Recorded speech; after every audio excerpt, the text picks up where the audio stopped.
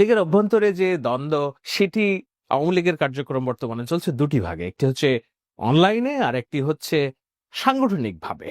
সাংগঠনিকভাবে মাঠে তাদের কোনো যোগাযোগ নেই, কিন্তু সাংগঠনিকভাবে তাদের অভ্যন্তরীণ একটা যোগাযোগ আছে। সেটি আমি বলছি, অনলাইনের যে বিষয়টা, সেটি তারা যেসব কর্মকাণ্ড দেখানোর চেষ্টা করছে, বাংলাদেশ আওয়ামী লীগ এবং বাংলাদেশ ছাত্রলীগ এই পেজগুলো ভেরিফাইড। এক বছর আগেও আমরা গণঅভ্যুত্থানের এক বছরে কোথায় দাঁড়িয়ে আওয়ামী লীগের রাজনীতি, সেটা নিশ্চয়ই অনেকেরই জানার আগ্রহ আছে।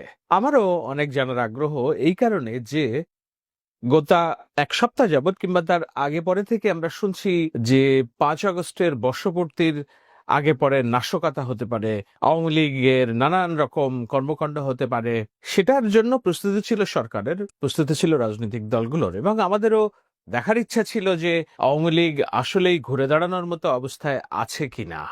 কথা আছে যে বিড়াল মারতে হয় বাসর রাতেই। তো বাসর রাত বলতে 5 আগস্টের অব্যাহতি পরপরই আওয়ামী লীগ বাংলাদেশের রাষ্ট্র ক্ষমতায় ফিরে আসার জন্য নানান রকম ষড়যন্ত্র এবং নানান রকম কার্যক্রম দেখানোর চেষ্টা করেছিল। সেটি ব্যর্থতায় পর্যবসিত হওয়ার পর প্রথম বছরের যে দিনক্ষণ বর্ষপূর্তি, সেটাও একটা বাসরাতের মতোই ঘটনা। যে ঠিক আছে, এই যে তাদের কৃতকর্ম এবং তাদের পতনের বর্ষপূর্তিতে যদি তারা শক্তিমত্তা না দেখাতে পারে, তাহলে কবে শক্তিমত্তা দেখাবে? শক্তিমত্তা দেখানোর মতো আদৌ কোনো প্রেক্ষাপট আছে নাকি? না অভ্যন্তরীণ কন্দল এবং কিংকর্তব্য বিমূঢ় অবস্থায় যে আওয়ামী লীগ ছিল, সেখান থেকে তারা বেরোতে পারছে না। সেটি আজকের আলোচনা।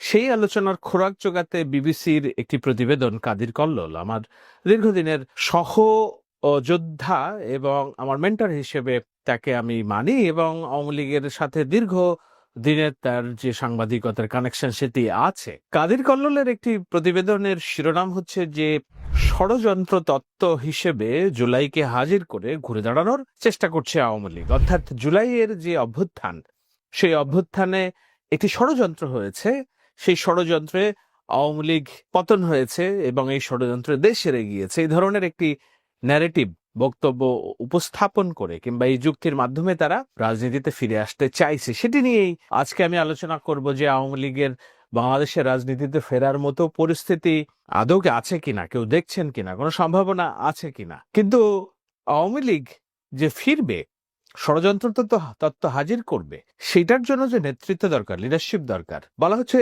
76 বছরে আওয়ামী লীগের এমন দুঃসময় আসে নাই আর, যেই সময়টা আওয়ামী লীগকে লড়তে হচ্ছে একেবারেই নেতৃত্ববিহীন। 1975-এ আওয়ামী লীগের দুঃসময় এসেছিল, কিন্তু 75-এর আওয়ামী লীগ নেতৃত্ববিহীন ছিল না। 75-এর আওয়ামী লীগের ঘাড়ে গণহত্যা, গণঅভ্যুত্থানের মাধ্যমে পতনের দৃষ্টান্ত ছিল না। 75-এ আওয়ামী লীগের পতন হয়েছে কিভাবে? সেটা হলো একদল সামরিক শাসকের যারা আছেন সামরিক বাহিনীর অভ্যন্তরে, তারা মিলে শেখ মুজিবকে ক্ষমতাচ্যুত করেছিল এবং তাকে হত্যাকাণ্ডের মধ্য দিয়ে বাংলাদেশের একটা নতুন পট পরিবর্তিত হয়েছিল। কিন্তু আওয়ামী লীগের যেসব নেতৃবৃন্দ ছিল, তারাই পরবর্তীতে একটা সরকার গঠন করেছিল খন্দকার মোশতাকের নেতৃত্বে। ভারত সেই সরকারকে সমর্থন দিয়েছিল এবং শীর্ষ নেতৃবৃন্দ তখনও আওয়ামী লীগের সাথে ছিলেন। কেবল শেখ মুজিবুর রহমান সপরিবারে নিহত হয়েছিলেন। পরবর্তীতে আমরা দেখেছি যে জিয়াউর রহমানের হাত ধরে আওয়ামী লীগের পুনর্বাসন হয়। তার আগ দিয়েও ডক্টর মালেক উকিল, জোহরা তাজউদ্দিনরা সক্রিয় ছিল রাজনীতিতে। সুতরাং সেই সময়টা আওয়ামী লীগের দুঃসময় হিসেবে বিবেচিত হলেও 76 বছরে এই 2024-এর চেয়ে বড় দুঃসময় আওয়ামী লীগ তার জন্ম লগ্ন থেকে কোনোদিন ফেস করে নাই। সেরকম একটি সময়ে আওয়ামী লীগের যখন দরকার ছিল একতা, পারস্পরিকভাবে বিশ্বাস, আস্থা, সেই জায়গাগুলো যে নাই, সেটির নানান রকম প্রমাণ আমরা দেখতে পাচ্ছি। কথা আছে না যে যখন হাতের দাঁত বেরিয়ে যায়, সেটা লুকিয়ে রাখার কোনো সুযোগ থাকে না। আওয়ামী লীগের অভ্যন্তরে যে দ্বন্দ্ব, সেটি আওয়ামী লীগের কার্যক্রম বর্তমানে চলছে দুটি ভাগে। একটি হচ্ছে অনলাইনে, আর একটি হচ্ছে সাংগঠনিকভাবে। সাংগঠনিকভাবে মাঠে তাদের কোনো যোগাযোগ নেই, কিন্তু সাংগঠনিকভাবে তাদের অভ্যন্তরীণ একটা যোগাযোগ আছে। সেটি আমি বলছি, অনলাইনের যে বিষয়টা, সেটি তারা যেসব কর্মকাণ্ড দেখানোর চেষ্টা করছে, বাংলাদেশ আওয়ামী লীগ এবং বাংলাদেশ ছাত্রলীগ এই পেজগুলো ভেরিফাইড। এক বছর আগেও আমরা দেখতাম এই পেজগুলাতে লক্ষ লক্ষ মানুষের আনাগোনা, হাজার হাজার মানুষ তাদের প্রতিবেদন দেখছে, কর্মকাণ্ড দেখছে। গতকাল 5 আগস্টের বর্ষপূর্তিতে যখন সারা বাংলাদেশের আওয়ামী লীগের নেতা কর্মীদের আগ্রহের জায়গা যে না আওয়ামী লীগ কি আদৌ ঘুরে দাঁড়াতে পারবে কিনা, আওয়ামী লীগের ফেসবুক পেজে একটি 4 জনের টকশো হচ্ছে, যেখানে আমাদের পরিচিত আমিনুল হক পলাশ এবং আরো কয়েকজন দেখলাম কথা বলছে। সেখানে 40 লক্ষ পেজ আওয়ামী লীগের ফেসবুক পেজে দেখছে মাত্র 305 জন। এটি নিয়ে এবার ব্যঙ্গ করেছেন আওয়ামী লীগের অনলাইনের দীর্ঘদিনের শুভাকাঙ্ক্ষী ফেক আইডিয়াল বটর আইডি, এটাকে আমি বলি বিএল বটর। তো কিন্তু এর পেছনে মানুষগুলো আছে। তিনি এইটিকে নিয়ে ব্যঙ্গ করছেন যে 40 লক্ষ মানুষের পেজ দেখছে 305 জন, তো এই আওয়ামী লীগ দিয়ে আমরা কি করব? অর্থাৎ এই আওয়ামী লীগের যে অনলাইন অ্যাক্টিভিটি সেটি দিয়ে আমরা কতটুকু আগাইতে পারবো। শুধু তাই না, তারা এই আওয়ামী লীগের যে অফিসিয়াল পেজ, সেই পেজে কি ধরনের বক্তব্য প্রচারিত হবে, কর্মকাণ্ড প্রচারিত হবে, দলের দিক নির্দেশনা কি হবে, সেটি নিয়ে তাদের অনলাইন অ্যাক্টিভিস্টদের যে দ্বন্দ্ব, সেটি প্রকাশ্য হয়ে উঠেছে যে যারা এই আওয়ামী লীগ পেজ চালাচ্ছে নিয়ন্ত্রণে, তাদের সাথে দ্বন্দ্ব তৈরি হয়েছে। অমি পিয়াল এবং সুশান্তরা মিলে, যেই সুশান্ত দাশগুপ্তকে আপনারা চিনেছেন নিশ্চয়ই, লন্ডনে ডক্টর ইউনূসের সফরকালে যিনি মোটামুটি একটা দৃশ্যমান বিরোধিতা করার জন্য কিছু মানুষকে হাজির করেছিলেন, জয় বাংলা স্লোগান তুলেছিলেন, আপনি সে দেখতে পাচ্ছেন।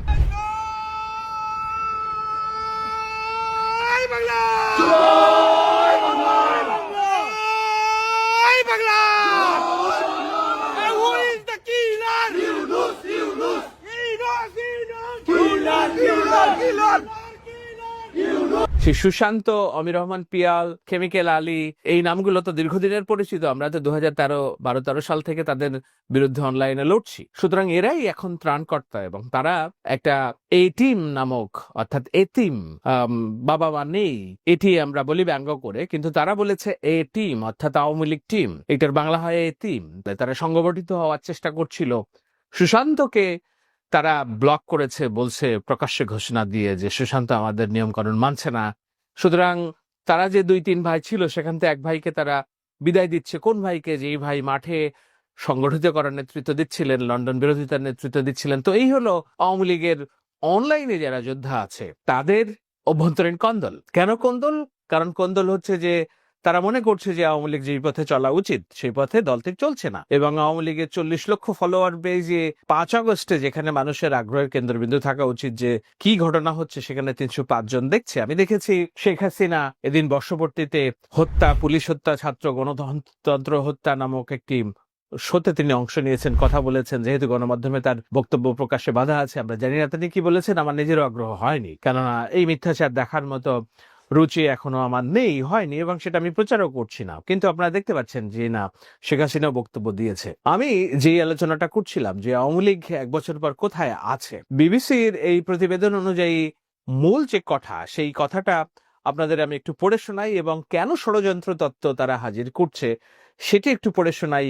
এবং এই ষড়যন্ত্র তত্ত্ব হাজির করার পেছনে আমাদের রাজনীতি কতখানি দায়ী। এই যে জামায়াত তার যে 71কে অস্বীকার করে ঢাকা বিশ্ববিদ্যালয়ের মতো জায়গায় যাদের বিরুদ্ধে রাজাকার এবং যুদ্ধ অপরাধের অভিযোগ, তাদেরকে গ্লোরিফাই করার চেষ্টার প্রেক্ষিতে সমস্ত প্রগতিশীল, ক্রিয়াশীল ছাত্র সংগঠনগুলো যে শিবিরের বিরুদ্ধে একাট্টা হিসেবে দাঁড়িয়েছে, সেটা কতখানি আওয়ামী লীগকে স্পেস দিচ্ছে এবং তারা ভাবছে কতখানি স্পেস, সেটা একটু পড়ে শোনাই। বিবিসি লিখেছে, ক্ষমতা হারানোর 1 বছর পরেও আওয়ামী লীগ তাদের সরকার পতনের ঘটনাকে ষড়যন্ত্র তথ্য হিসেবে প্রতিষ্ঠার কৌশল নিয়ে ঘুরে দাঁড়াতে চাইছে। দলটির বক্তব্য হচ্ছে, দেশি বিদেশি ষড়যন্ত্রে শেখ হাসিনার সরকার উৎখাত করা হয়েছে। একই সঙ্গে আওয়ামী লীগ আরো ভরসা করছে অন্তর্বর্তী সরকারের ব্যর্থতার উপর।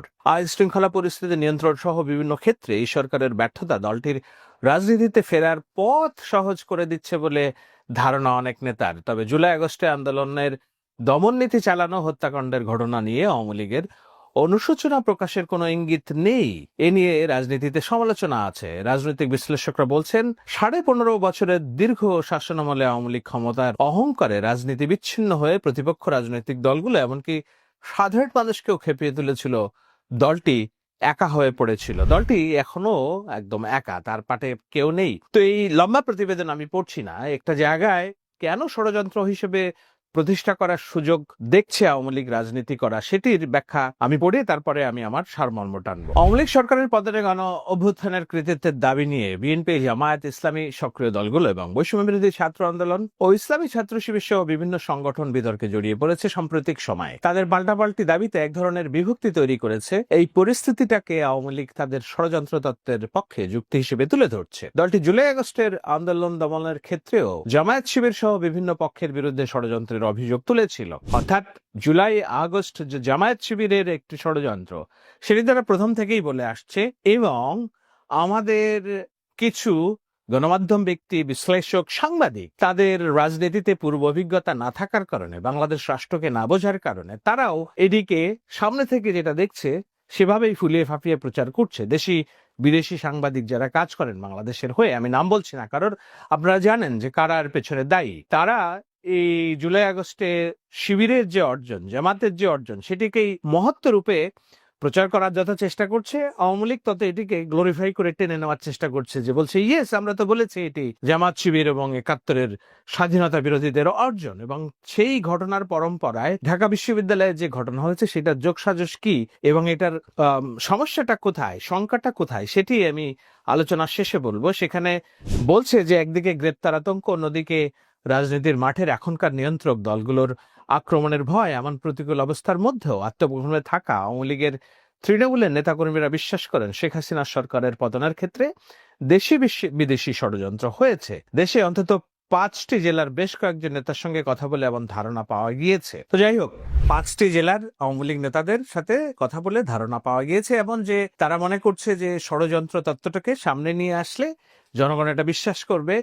এবং যেহেতু দেশি বিদেশি গণমাধ্যমে প্রচারণা আছে শিবিরকে, জামাতকে গ্লোরিফাই করার, যে না এটি জামাতের আন্দোলনের কারণেই হয়েছে, আওয়ামী লীগ সহজভাবেই মুক্তিযুদ্ধের পক্ষের বাম রাজনৈতিক দলগুলো সংগঠিত করার সুযোগ খুঁজছেই বলে যে দেখো আমরা তো বলেছিলাম তোমাদেরকে যে এটি জামাত শিবির স্বাধীনতা বিরোধী ষড়যন্ত্র। ঠিক তখনই জুলাইয়ের বর্ষপূর্তি উপলক্ষে ঢাকা বিশ্ববিদ্যালয়ে যাদের বিরুদ্ধে যুদ্ধাপরাধের অভিযোগ, তাদের ছবি গ্লোরিফাই করে শিবির একটি প্রদর্শনী করেছে, যেটার বিরুদ্ধে সবগুলো ছাত্র সংগঠন দাঁড়িয়ে গিয়েছে, তারা কার্যত একা হয়ে গেছে। এই যে ঘটনা প্রবাহ, সেটিকেও আওয়ামী লীগ একটি প্রমাণ হিসেবে দেখানোর চেষ্টা করবে বলেই মনে হচ্ছে। এখন প্রশ্ন হতে পারে যে আওয়ামী লীগ চেষ্টা দেখালেই কি আর না দেখালেই কি? আওয়ামী লীগ তো আর ক্ষমতায় নেই, আওয়ামী লীগ ক্ষমতায় ফিরতে পারবে না, আওয়ামী লীগ তো আর রাজনীতির মাঠে নেই। চারটেখানি কথা না যে রাজনীতিতে পুনর্গঠিত হওয়া, সুসংগঠিত হওয়া। বলে রাখি, এই প্রতিবেদন অনুযায়ী আওয়ামী লীগের অন্তত ভারতে পালিয়ে থাকা বেশ কয়েকজন নেতা প্রথমবারের মতো শেখ হাসিনার সাথে সরাসরি বৈঠক করেছেন বলে বিবিসি এই সত্যতা নিশ্চিত করেছে। আমরা জানি না কতখানি সত্য, এতদিনে আমরা দেখছিলাম টেলিগ্রাম এবং হোয়াটসঅ্যাপে নানান কথোপকথন। যুক্তরাষ্ট্রের মোহাম্মদ আলী আরাফাত, আওয়ামী লীগের যে শেষ সময়ের তথ্যমন্ত্রী হিসেবে দায়িত্ব পালন করা ব্যক্তি, তিনি আওয়ামী লীগের এই যোগাযোগটা দেখছেন এবং এখনো মুখপাত্রের ভূমিকা পালন করছেন। তো তারা মাঠের বাইরে আছে, দেশের বাইরে আছে, তারা চেষ্টা করছে সংগঠিত হওয়ার, এবং এই সংগঠিত হওয়াটা অনলাইনে ভার্চুয়ালি শেখ হাসিনার সাথে করছিল এতদিন। এখন তারা প্রকাশ্যে একটা মিটিং করেছে, সামনে থেকে সজীবাজের জয়কে তারা নেতৃত্বে আনার চেষ্টা করছে বলেও এই প্রতিবেদনে প্রতীয়মান হয় যে আওয়ামী লীগ সুসংগঠিত হওয়ার চেষ্টা করছে। এখন আওয়ামী লীগ সুসংগঠিত হতে পারবে কিনা সেটি একটি বড় প্রশ্ন। যেই আওয়ামী লীগ অভ্যন্তরীণ ভাবে অনলাইনে ৪-৫ জন মানুষ যারা কথা বলছে তাদের নিজেদের বিভক্তি লুকিয়ে রাখতে পারছে না, যে আওয়ামী লীগের ফেসবুক পেজে মিলিয়নস অফ ফলোয়ার, অনুষ্ঠান দেখছে ৩০০-৪০০ জন, অর্থাৎ সাধারণ মানুষের আওয়ামী লীগের প্রতি আর কোনো আগ্রহ নেই, তার যে ২৫% তার কর্মী সমর্থক বলা হয়, তারাও কি অনলাইনে আওয়ামী লীগের এসব কর্মকাণ্ড দেখার জন্য উদ্গ্রীব নয়? এটি যদি রাজনীতির মূল কথা হয়, তাহলে এটা আমাদের মেনে নিতে হবে যে এই বাংলাদেশে আওয়ামী লীগের সশরীরে ফিরে আসার রাস্তা অনেক কম। সশরীরে আওয়ামী লীগের প্রতিষ্ঠিত হওয়ার রাস্তা নেই যদি না আমরা আওয়ামী লীগের যেসব পলিটিক্যাল ক্যাপিটাল, মুক্তিযুদ্ধ, ৭১, এগুলোকে বাতিল করে দেওয়ার চেষ্টা যারা করছে তাদেরকে আমরা প্রতিহত যদি করতে পারি, তাহলে আওয়ামী লীগ আর কোন ক্যাপিটালের ভিত্তিতে বাংলাদেশের রাজনীতিতে আসবে সেটি আমার হিসেবে বলে না। সুতরাং এই কাজগুলো যারা করছেন তারা জেনে বুঝে আওয়ামী লীগকে পুনর্বাসনের চেষ্টা করছেন, তাদের এই দেশে ফিরে আসার রাস্তা তৈরি করছেন, এবং অভ্যন্তরীণভাবে বিপ্লবের পক্ষ শক্তিগুলোর মধ্যে যদি বিভেদ তৈরি হয় ৭১ প্রশ্নে, এবং যারা করার চেষ্টা করছেন তারা মূলত কার্যত আওয়ামী লীগকে ফিরে আনার রাস্তা তৈরি করছেন বলেই আমার বিশ্লেষণে প্রতীয়মান হয়। আমি শেষ করব যে আওয়ামী লীগের ফিরে আসাটা এই বাস্তবতায় সহজ কিনা। না, এত কিছুর পরেও আমার হিসেবে কোনো হিসেবে আমি মনে করি না যে বাংলাদেশের মাটিতে আওয়ামী লীগ সশরীরে রাজনীতি করতে পারবে, যদি না তাদেরকে সেই গ্রিন সিগন্যাল দেওয়া হয়, যদি না তাদেরকে সেই স্পেস দেওয়া হয়। সেই স্পেস কখন দেওয়া হবে, সেই গ্রিন সিগন্যাল কখন দেওয়া হবে? ইউনূস সরকারের আমলে? আমার ধারণা না। বিএনপি সরকারের আমলে? আমার ধারণা না। কারণ বিএনপি কোনোভাবেই চাইবে না আওয়ামী লীগকে পলিটিক্যাল স্পেস দিতে, যদি না তারা রাজনীতিতে একেবারেই কোণঠাসা হয়। জামায়াত এবং ইসলামী দলগুলোর নেতৃত্বে এনসিপি অন্যান্যরা যদি বিএনপিকে একেবারেই কোণঠাসা করতে চায়, তখন তারা ইনক্লুসিভ রাজনীতির দাবি হয়তো নিয়ে আসতে পারে। তার আগ দিয়ে পর্যন্ত আওয়ামী লীগের এই যে বাংলাদেশের মাটিতে ফিরে আসার কোনো সুযোগ কিংবা স্পেস নেই। এখন সেই জায়গায় নির্বাচনকে কেন্দ্র করে বিএনপিকে কোণঠাসা করা, বিএনপিকে বন্ধুহীন করে তোলা, এই রাজনীতিগুলো যারা করছেন তারা বাংলাদেশের আগামী দিনের রাজনীতির শঙ্কা, আগামী দিনের রাজনীতির যেসব আওয়ামী লীগের নানান ফাঁকফোকর দিয়ে তাদের সাথে মিলিত হওয়ার যেই শঙ্কা, সেগুলো কি উস্কে দিচ্ছেন কিনা, সেটি একটি বড় প্রশ্ন। আমি এইটি নিয়ে দীর্ঘ আলোচনা করব হয়তো সামনের দিনগুলোতে। আপাতত এই আপডেটটুকু আপনাদের দিলাম যে 1 বছরে আওয়ামী লীগের আসলেই অর্জন কি, তারা কিভাবে রাজনীতিতে ফিরে আসার কোনো সুযোগ তাদের আছে কিনা, থাকলেও কিভাবে তারা আগাচ্ছে, কিংবা যেভাবে আগাচ্ছে সেই পথটা তারা সঠিক মনে করছে কিনা। একটা কথা আছে না, ইতিহাস থেকে কেউ কখনো শিক্ষা নেয় না। আওয়ামী লীগ এখনো শিক্ষা নেয়নি। আওয়ামী লীগ ভাবছে যে বিপ্লবের অভ্যন্তরীণ শক্তিগুলোর মধ্যে যে বিরোধ এবং ডক্টর ইউনূসের সরকার যে ব্যর্থতা, সেটি সাধারণ মানুষকে বিষিয়ে তুলবে এবং সাধারণ মানুষ আওয়ামী লীগকে মনে করবে যে না, ঠিক আছে, আওয়ামী লীগ আবার ফিরে আসুক। একটা কথা বলে শেষ করি, আওয়ামী লীগের 17 বছরের শাসনামল ফেসবুকের কারণে যায় নাই, ইউটিউবে আমাদের কথা বলার কারণে যায় নাই, গিয়েছে আওয়ামী লীগ তার যে অহংকারের রাজনীতি এবং 17টা বছর ধরাকে সরাজ্ঞান করা ডেমোক্রেটিক প্রসেসে রাজনৈতিক দলগুলোকে ন্যূনতম স্পেস না দেওয়ার কারণে মানুষ যে বিষে উঠেছিল, এবং সেই মানুষ বিষে ওঠার প্রেক্ষিতে লক্ষ মানুষ রাজপথে এসেছিল সেদিন প্রায় 1.5 কোটি মানুষ ঢাকার রাজপথে এসেছিল।